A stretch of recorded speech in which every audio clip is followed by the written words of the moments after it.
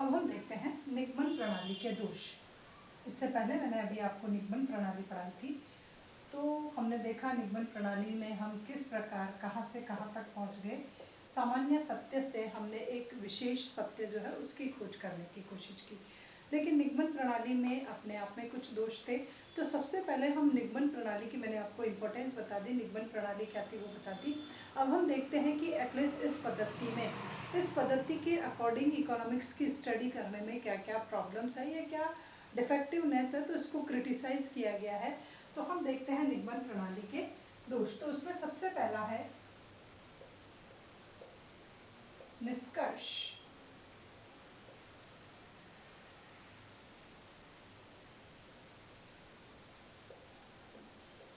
निष्कर्ष काल्पनिक व अवास्तविक, काल्पनिक व अवास्तविक। इसका पहला दोष ये माना जाता है कि इसके निष्कर्ष काल्पनिक और अवास्तविक है। काल्पनिक अवास्तविक क्यों है? क्योंकि यहाँ पर वास्तविक तथ्यों की जांच नहीं की जाती है, वास्तविक तथ्यों को जांचा नहीं जाता है। और जो भी हमने एक सामान्य बात कही थी, केवल मात्र स्वयं सिद्ध बातों को ही हम आधार मान लेते हैं, स्वयं सिद्ध बातों को ही आधार मान लेते हैं। तो इसका सबसे पहला ये है, निगमन प्रणाली का सबसे पहला दोष है कि इसके जो निष्कर्ष है वो काल्पनिक है और अवास्तविक है, अर्थात बेस्ड ऑन इमेजिन और अनरियलिस्टिक है। कोई भी नहीं है इसके अकॉर्डिंग जो भी कंक्लूजन आपने निकाला, एटलीस्ट वो कंक्लूजन बिल्कुल सही नहीं होगा। वो सही क्यों नहीं होगा? क्योंकि वास्तविक तथ्यों को हमने जांचा नहीं। जो भी फैक्ट हमारे पास थे, एटलीस्ट हमने किसी तरह से उनको चेक नहीं किया, उनको जांचा नहीं, उनकी कोई टेस्टिंग नहीं की, केवल मात्र स्वयं सिद्ध बातों को आधार मान लिया। और स्वयं सिद्ध बातों को आधार मान करके हमने इसके आधार पर निष्कर्ष निकाल दिए। इसलिए इसको सबसे पहला क्रिटिसाइज इसी बिहाफ पर किया गया है कि इसके निष्कर्ष अवास्तविक हैं और मान्यता जो है वो सही नहीं है। उसके बाद है सेकंड दोष है निष्कर्षों को जांचना संभव नहीं है। सेकंड इसका दोष है निष्कर्षों को जांचना संभव नहीं। निष्कर्षों को जांचना संभव क्यों नहीं? क्योंकि यहाँ पर हमारे पास किसी प्रकार के कोई आंकड़े नहीं है, कोई तथ्य नहीं है, कोई फैक्ट नहीं है, कोई डेटा नहीं है। और जब तक आपके पास कोई आंकड़े और डेटा नहीं होंगे किसी भी समस्या से संबंधित, तब तक आप उसको जो है वो जांच नहीं पाओगे, उसकी टेस्टिंग नहीं कर पाओगे। तो इसको सेकंड जो क्रिटिसाइज किया गया वो इस बिहाफ पे किया गया है कि इसके जो भी निष्कर्ष निकले, एटलीस्ट हम उस निष्कर्ष को जांच नहीं सकते हैं, उसको हम चेक नहीं कर पाते हैं। क्योंकि हमारे पास ऑलमोस्ट प्रॉब्लम्स ऐसी थी, समस्या ऐसी थी कि उसके डेटाज और उसके फैक्ट हमारे पास अवेलेबल नहीं थे। इस वजह से भी ये प्रणाली कहीं ना कहीं थोड़ी सी डिफेक्टिवनेस लिए हुए है, इसको क्रिटिसाइज किया गया है। उसके बाद है थर्ड, इसका जो दृष्टिकोण है वो स्थिर दृष्टिकोण है।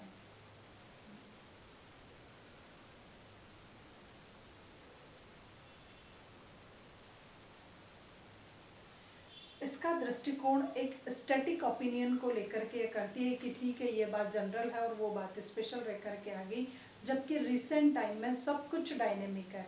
आधुनिक युग में प्रत्येक प्रकार की आज की जो अधिकांश अर्थव्यवस्थाएं हैं,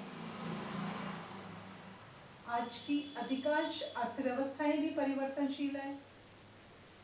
अर्थव्यवस्थाओं को ले लीजिए, आप अपनी समस्याओं को ले लीजिए, सब परिवर्तनशील है। किसी भी प्रकार की कहीं भी कोई भी स्थिरता नहीं है।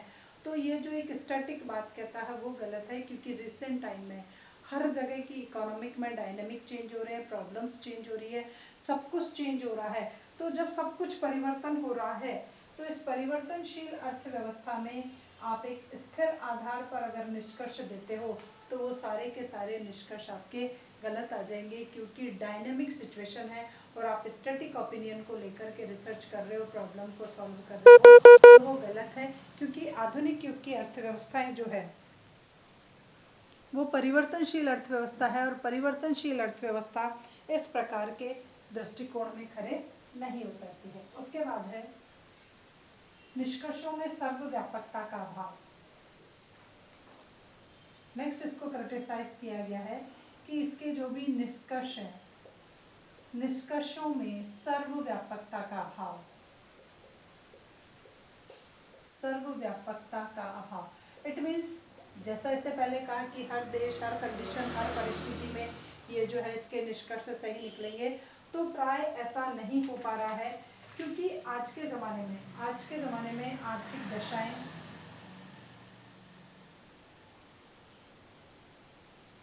समय, स्थान और परिस्थिति के अनुसार बदलती रहती है। हर जगह की इकोनॉमिक जो कंडीशन होगी वो समय के अनुसार बदल जाएगी, स्थान के अनुसार बदल जाएगी, परिस्थिति के अनुसार बदल जाएगी। और जब सब बदल गए तो फिर हो सकता है कि जो चीज़ इंडिया में अप्लाई हो रही हो वो जापान में नहीं हो रही हो, और जो जापान में हो रही हो वो इंडिया में अप्लाई नहीं हो रही। तो सर्वव्यापकता का अभाव पाया जाएगा। और सर्वव्यापकता का अभाव क्यों पाया जाएगा? क्योंकि हर देश की राजनीतिक, आर्थिक, सामाजिक, भौगोलिक, आर्थिक, सामाजिक, राजनीतिक, भौगोलिक, ये सब दशाएं बिल्कुल अलग अलग है। और जब इतना ज़्यादा चेंज है, इतने ज़्यादा वेरिएंसेस अवेलेबल है, अलग अलग टाइप्स के हैं, इकोनॉमिक, पॉलिटिकल, सोशल, ज्योग्राफिकल, ये सब कंडीशन सब हर कंट्री की अलग अलग है। तो हर कंट्री पर वो नॉर्म्स या वो रूल्स जो है वो सेम वे में अप्लाई नहीं किए जा सकते। तो हम कहेंगे कि इसके आधार पर निकाले गए जो निष्कर्ष हैं वो सकते हैं। तकनीकी में भिन्नता पाई जाती है, टेक्नोलॉजी भी सब जगह अलग अलग है, तो इसके निष्कर्षों को आप हर देश, हर कंडीशन में अप्लाई करें वो भी बिल्कुल गलत होगा। तो इसके बिहाफ पर भी इसको क्रिटिसाइज किया जाता है।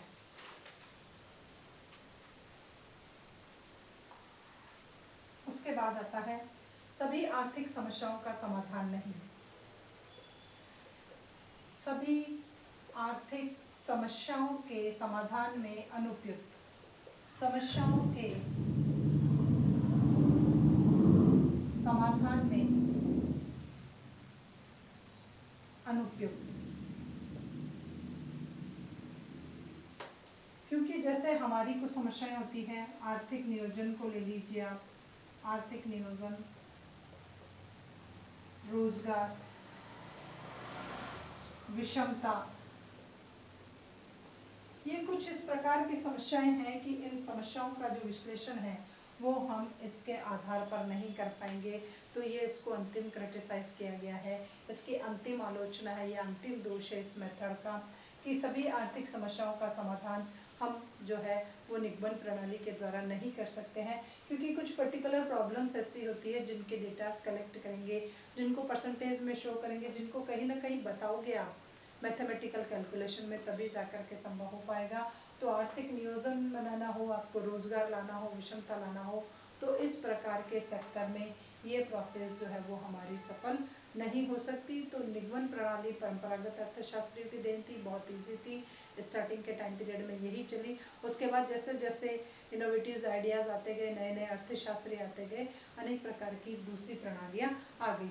तो ये सब कुछ था हमारा निगमन प्रणाली के संदर्भ में कि किस प्रकार निगमन प्रणाली काम में लाई जाती है। अब आती है अर्थशास्त्र के अध्ययन की हमारी दूसरी प्रणाली, जिसको हम आगमन प्रणाली के नाम से जानते हैं।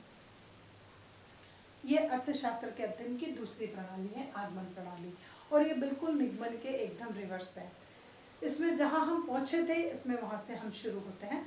तो दोनों का जो है बेस और क्राइटेरिया दोनों के अलग अलग है। इस रीति के अंतर्गत आर्थिक तत्वों का अध्ययन, निरीक्षण तथा विश्लेषण से विशिष्ट निष्कर्षों के आधार पर सामान्य सिद्धांतों या नियमों का निर्माण किया जाता है। तो पहली बात समझिए कि इस रीति के अंतर्गत कोई भी आपका आर्थिक तत्व है, कोई भी पॉइंट है, कोई भी फैक्ट है, कोई भी डेटा है, आपको कोई अध्ययन करना है किसी प्रकार का, कहीं आपको कोई सुपरविजन करना है या एनालिसिस करना है, कुछ भी करना हो, आपको किसी भी economic fact, economic problem, economic sectors, कहीं का कोई अवलोकन करना हो, कहीं कोई विश्लेषण करना हो, कोई निष्कर्ष करना हो, तो सबसे पहले आप विशिष्ट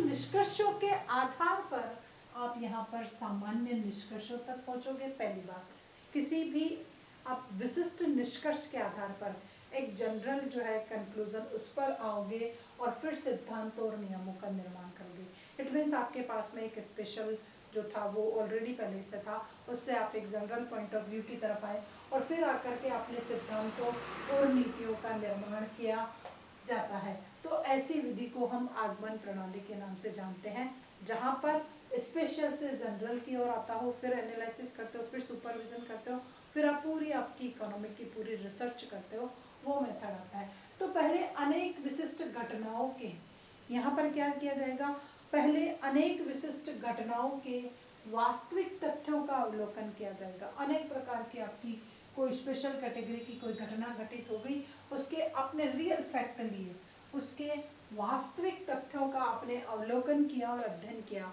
उनको आपने सुपरवाइज भी किया, उनकी आपने स्टडी की और फिर जाकर के आपने कोई जनरल सिद्धांत बनाया, एक जनरल थ्योरी को है वो बनाया जाता है और उसके बावजूद भी उसको प्रयोग द्वारा परखा भी जाता है, प्रयोग द्वारा उसको जांचा भी जाता है। तो ऐसी प्रणाली को हम आगमन प्रणाली के नाम से जानते हैं, जिसमें इतने सारे प्रोसेस के बाद जाकर के आप काम करते हो।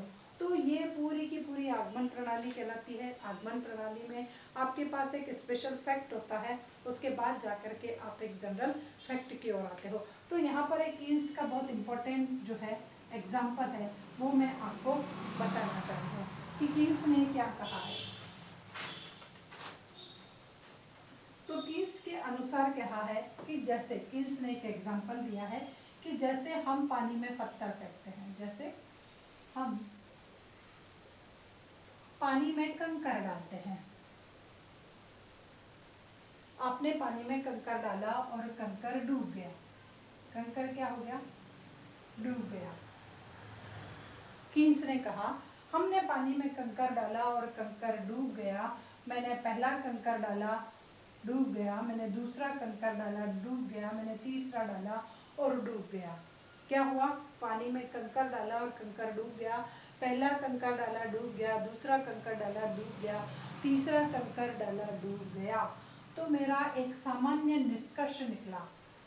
सामान्य निष्कर्ष क्या निकला कि इसने कहा कि कंकर पानी में डूब जाता है, कंकर पानी में डूब जाता है। ये निष्कर्ष मैंने किसके आधार पर दिया, सबसे पहले मैंने क्या किया, आपने अवलोकन नहीं किया, आपने सबसे पहले प्रयोग किया, फिर दोबारा प्रयोग करके उसका आपने क्या किया, अवलोकन किया और अवलोकन कर करके आपने लास्ट में जाकर के निष्कर्ष निकाला। तो कीन्स ने कहा पहला कंकर डाला डूब गया, दूसरा डाला डूब गया, तीसरा डाला डूब गया। तो क्या होता है, कंकर पानी में डूब जाता है। उसके बाद आगे कीन्स क्या कहते हैं,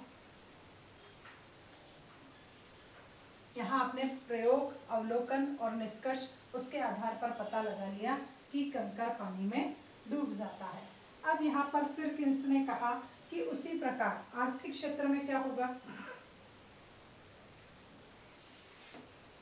इसी प्रकार आर्थिक क्षेत्र में भी परिवर्तन होता है।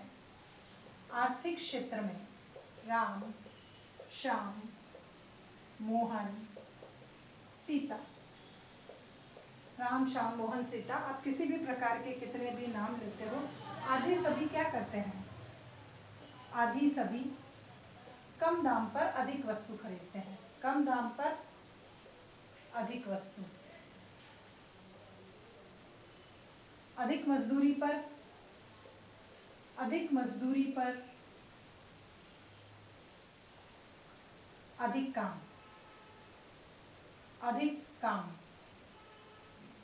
कम मूल्य पर अधिक उपभोग, कम मूल्य पर अधिक उपभोग करते हैं।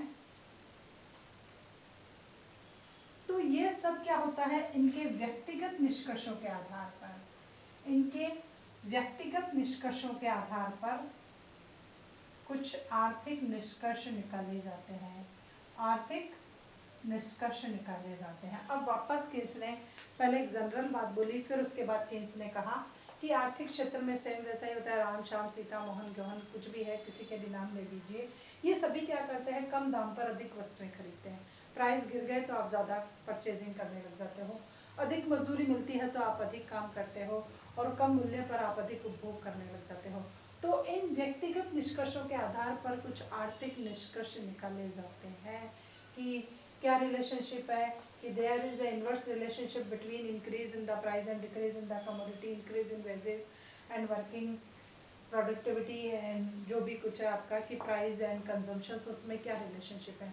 तो कीन्स ने कहा कि मैंने कुछ स्पेशल ट्रेंड्स देखे और स्पेशल ट्रेंड्स देख करके मैंने एक जनरल नियम बना दिया कि कीमतें बढ़ने पर लोग कम खरीदते हैं, कम उपभोग करते हैं, कीमतें गिरने पर लोग ज़्यादा उपभोग करते हैं, मजदूरी बढ़ते ही लोगों की उत्पादक क्षमता या काम करने की क्षमता बढ़ जाती है। तो ये कीन्स ने कहा कि मैंने एक जनरल ट्रेंड्स कर करके बता दिया कि रियल में किस स्टाइल का एक जनरल ट्रेंड्स होगा अगर स्पेशल कंडीशन इस प्रकार की थी।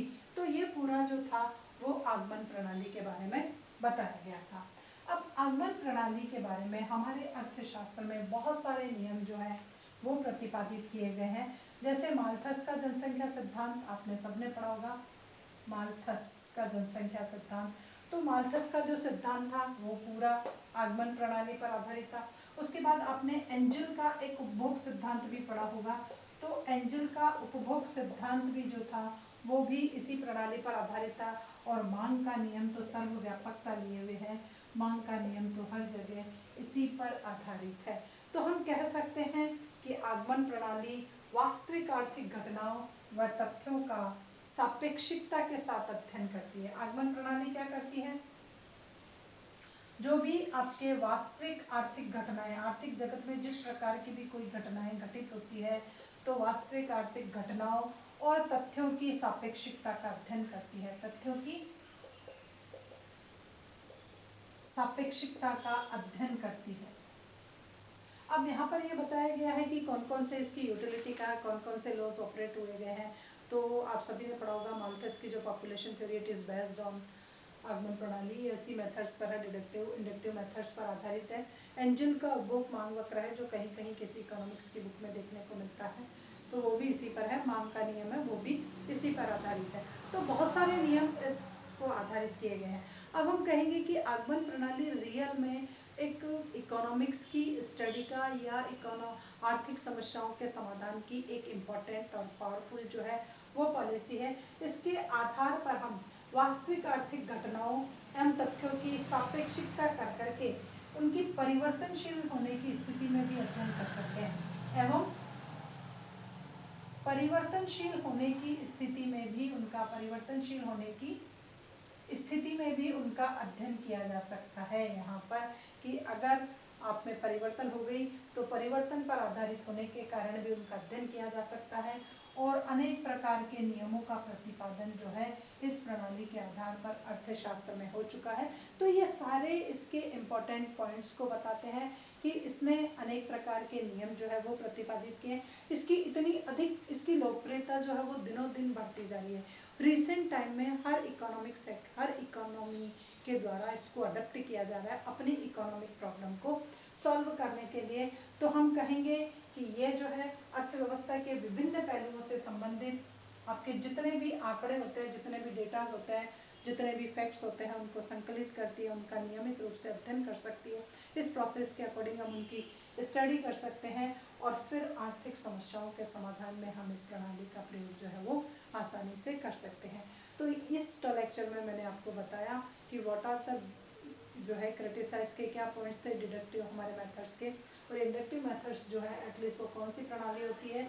इसमें हम किसी स्पेशल फैक्ट से लेकर के वापस आप एक जनरल फैक्ट की ओर इस प्रोसेस के अंतर्गत जाते हो।